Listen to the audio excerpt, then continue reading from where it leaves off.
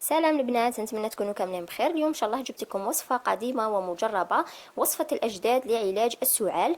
سواء السعال الديكي ولا السعال الجاف، السعله اللي هي كحه عند الكبار والصغار، خاصه في هذا الفصل تاع الخريف. كاين بزاف اللي تحكمهم السعله، لاخاطش هذا الفصل يعني يكون متقلب، يعني ما يكون برد ما يكون سخانه.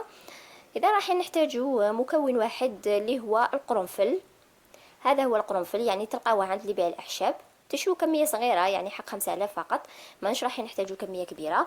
إذا هذا الوصفة نحتاج فيها أيضا الماء. عندي نص كاس ولا كاس كما حبيتي. راح نديرو 7 حبات تاع القرنفل في هذاك الماء، يعني ضروري نديرو 7 حبات. تحسبي 7 حبات في كاس تاع الماء، كاس ماشي معمر،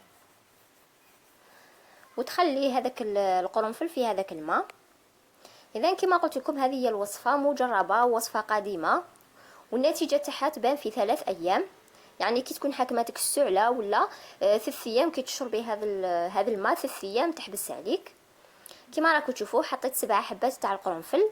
هنا واش ندير؟ نخلطه شويه ونغطيه ونخليه ليله كامله. يعني نتوما توجدوا هذه الوصفه في الليل وغدوه من ذاك تشربوها. نغطوه بحاجه تخلوه برا، يعني ماشي شرط في الثلاجه، ولا تحطوه برا تغطوه، وغدوه من ذاك تنوضوا الصباح على الخوا، يعني على الريق، تشربوا هذاك الكاس، تشربوا هذاك الماء، تنحوا القرنفل بالطبع وتشربوا هذاك الماء وحده. تشربوا كاس الصباح على الريق وكاس قبل النوم. 3 ايام راح تبان لكم النتيجه. هذاك السعال الجاف ولا السعال الديكي خاصه عند الاطفال رايح يختفي في 3 ايام.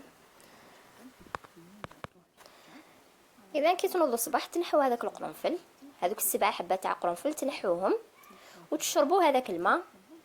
ومن بعد هذوك ال7 حبات قرنفل تعاودوا ديروا فوقهم الماء وتعاودوا تشربوه في الليل. يعني تشربوا كاس الصباح وكاس في الليل لمدة 3 ايام. تقدروا ديروها للكبار ولا للاطفال الصغار، ولا كان عندك اكثر من شخص في المنزل يعني عنده السعال، تقدري ديري كبيره، ديري قرعه كبيره ديري فيها الماء وتضعفي كميه القرنفل.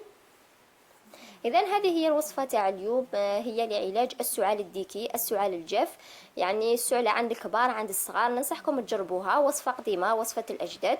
ننصحكم تجربوها، يعني اللي يكون عندها سعال راح تعطيكم نتيجه. والى اللقاء في وصفات اخرى ان شاء الله.